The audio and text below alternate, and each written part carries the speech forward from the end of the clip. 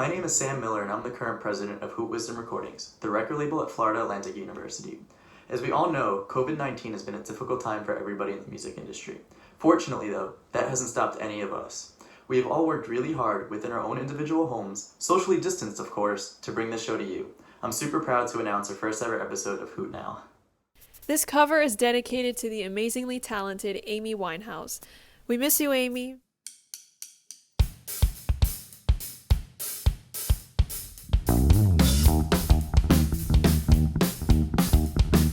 Well, sometimes I go out by myself and I look across the water, and I think of all the things like what you're doing, and in my head I paint a picture. 'Cause since I've come on home, my body's been a mess, and I miss your ginger hair and the way you like to dress. Won't you come on over? Stop making a fool out of me. Why don't you come on over, Valerie? Valerie, Valerie, Valerie. Did you have to go to jail? Put your house on up for sale? Did you get a good lawyer?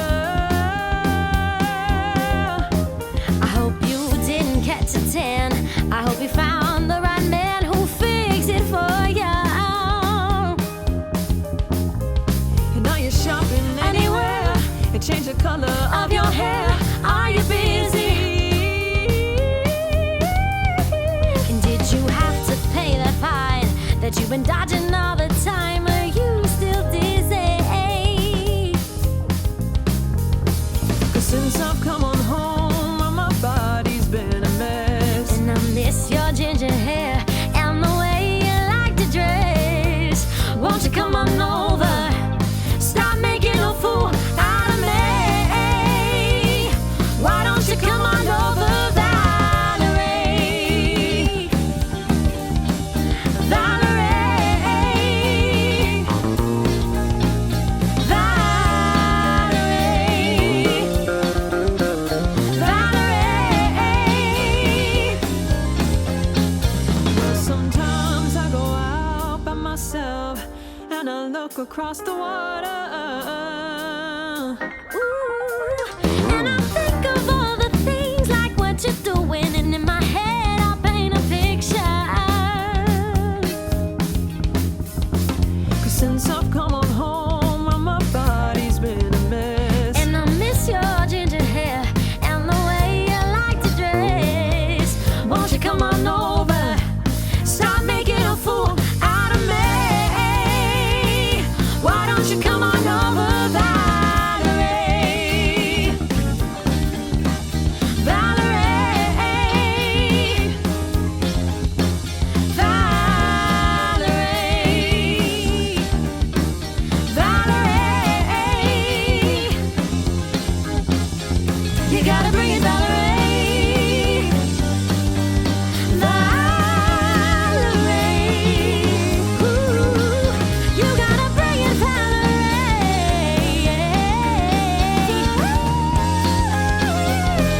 Why don't you come on over, Valerie?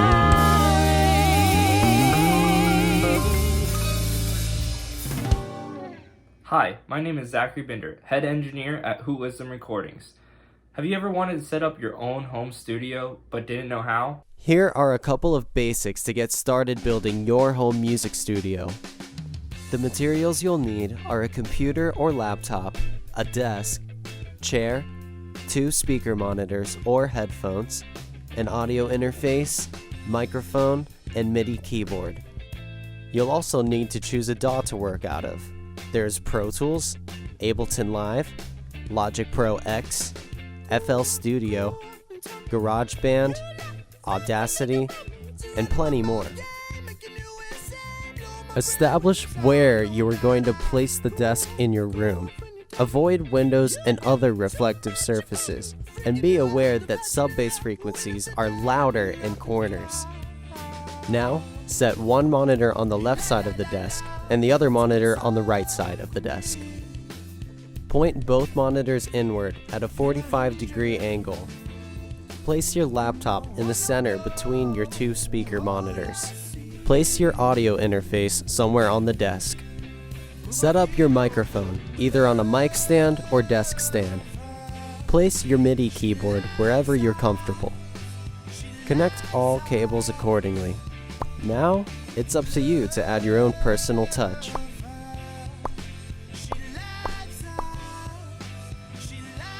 We are going to demonstrate this part using Logic Pro X, but you can translate this to any DAW.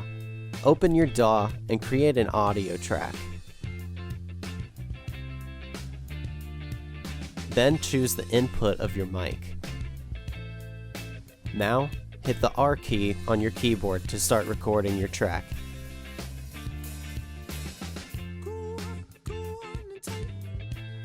To use your MIDI keyboard, you must first create a MIDI track. Hit the Create Track icon and select the Software Instrument option. Then hit Enter or Create. Select an instrument, then click Record or hit R and start playing on your MIDI keyboard. You can also right-click to create a new MIDI clip. Go down below in the piano roll and start right-clicking to create new notes in that region.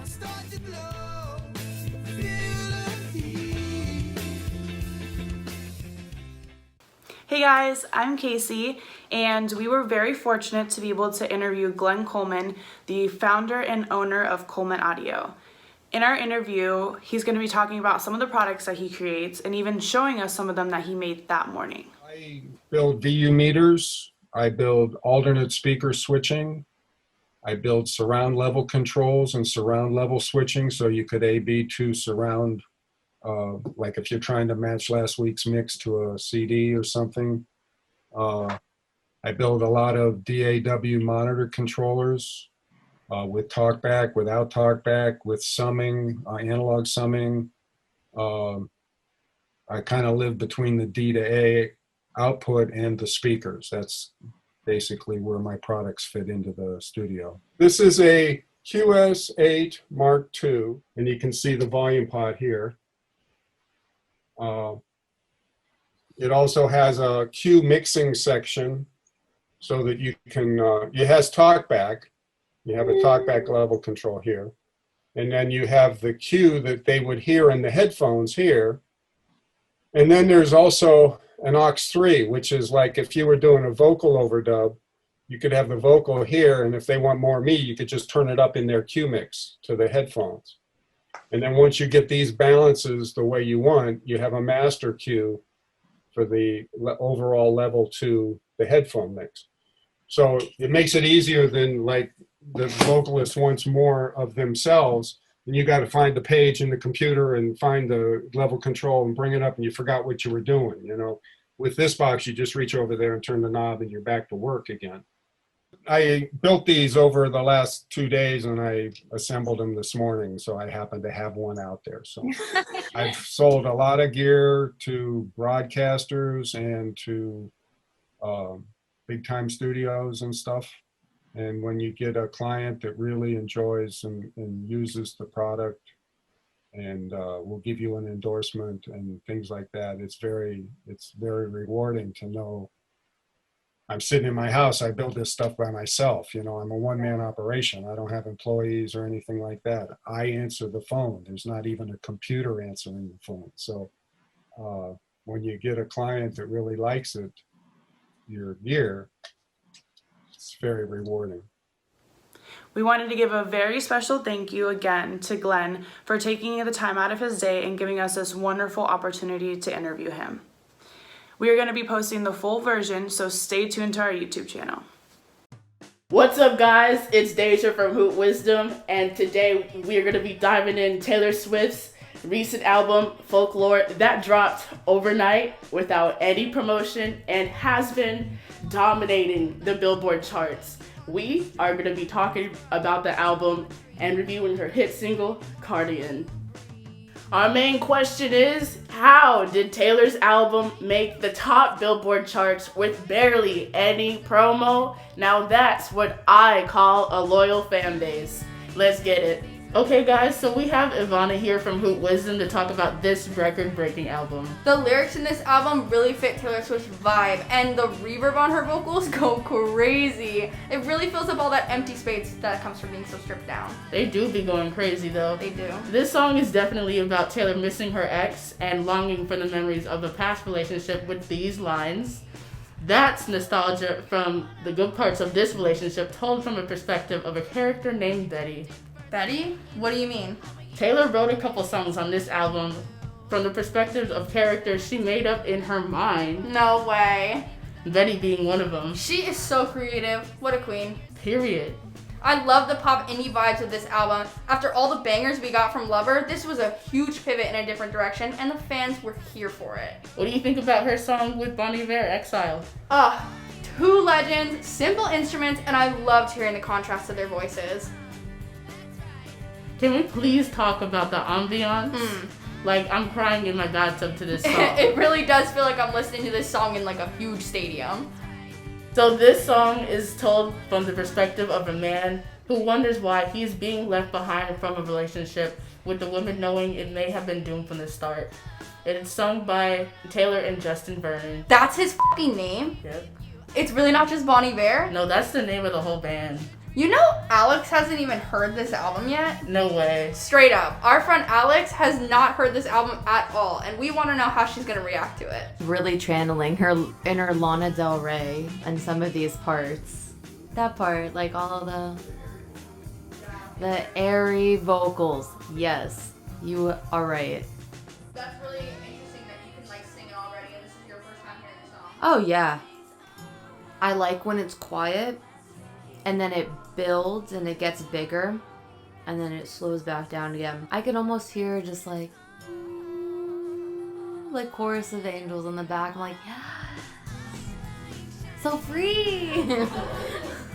I think other than Cardigan, this one might be one of my favorites on this album. I really like this one. And she wrote this all during quarantine and dropped it pretty much overnight. She let us know the morning of that she was dropping an album that night, and all her fans stayed up till midnight waiting for the album. And so what's your favorite Taylor Swift album so far? I really, really like her first album with like when she was a country artist. That's my favorite one from her, when she was just starting, and it's really authentically her. If this she toured with, I would go to this. Hi, I'm Cami, VP of Hoot Wisdom, and up next we have some of our students here to talk to you a little bit about the music business. Hello and welcome to Hoot Wisdom Now. You're now tuning into the music business segment of our show today, where we will be discussing how COVID-19 has affected the music industry. Artists ranging from singer-songwriters to orchestral musicians have had to either postpone their tour dates or resort to other means of performance. Despite the difficulties caused by the pandemic, there are still so many ways for artists to thrive with their musical endeavors. During this pandemic, the live music industry has had to adapt very quickly. Concerts and music festivals all around the world have been canceled, leaving the question, how are artists going to make money and promote themselves in quarantine? This is when live streaming came to be the #1 source of entertainment for everyone. On July 22nd, Snoop Dogg and DMX had a live stream on Versus. During this live stream, 1.4 million fans were watching, breaking Apple Music's record for the largest live stream. In the world of EDM music, there have been numerous live streamed festivals that have been going on since quarantine began. Most recently, the Room Service Music Festival hosted DJs from all around the world, streaming live from their own houses for a 1-hour-long set. This festival, viewed by 2.5 million people worldwide, also raised $135,000 for Sweet Relief and Feeding America, benefiting those affected by COVID. A surprising statistic from a survey by Chorus America, a choral music advocacy group, states that 1 in 6 Americans sing in some type of group choir. However, in the wake of the global pandemic, the Centers for Disease Control released a statement stating COVID-19 might be highly transmissible in certain settings, including group singing events. Choral director and composer Eric Whitaker has a unique solution. Whitaker's newest composition is in his sixth piece made for a virtual choir. Titled Sing Gently, the 3-minute-long piece has gotten 1.3 million views on YouTube in a month. The song is a virtual compilation of 17,562 individually recorded parts by quarantined choral musicians from 129 countries around the world.